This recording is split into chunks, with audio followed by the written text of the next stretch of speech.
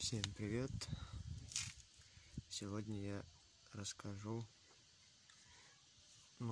такие частые причины, почему Юпитер 5, или любой Юпитер, планета, или Урал начинает чихать. Вот у вас такая причина. Все, вы отрегулировали мотоцикл, все, он заводится хорошо, оборот хорошо берет, но на оборотах начинаются провалы, он начинает чихать в карбюратор. Такая вот причина лично у меня была очень часто. И эта причина кроется не в кулачках, в этих контактах. Это на примере такого вот зажигания. Контакты не стоит, в принципе, крутить их не стоит, если у вас он заводится хорошо, работает на холостых, их крутить в принципе не стоит. А дело кроется все вот в этих вот штуках, которые называются кондеры. В этих конденсаторах вся причина. Бывает, вот он постоит тут на улице, или в плохом гараже, в сыром. Они я так понял, отсыревают, и что-то начинается не то с ними. В общем, из-за этих вот конденсаторов он и может чихать на оборотах. Вот заводится он, все хорошо, едет чуть-чуть газ даешь, он прет вроде нормально.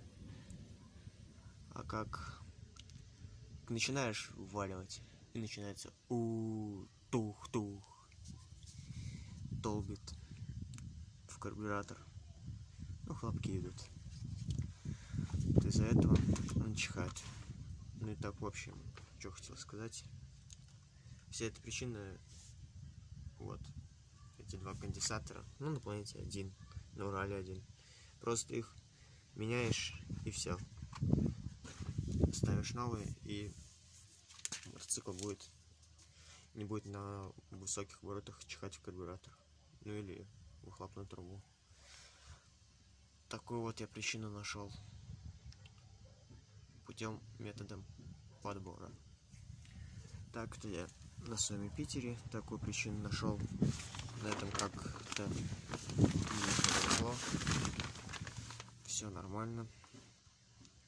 Просто пришлось поменять один конденсатор, потому что не было искры.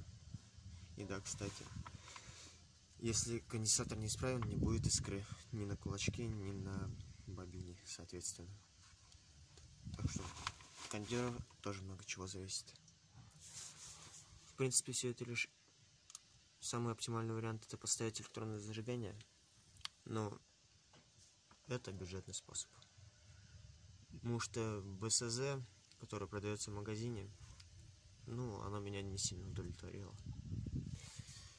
Потому что в любой момент может сгореть оптический датчик. Потому что бесконтактное зажигание не любит перепадов напряжения. А на ЕЖ это очень часто бывает.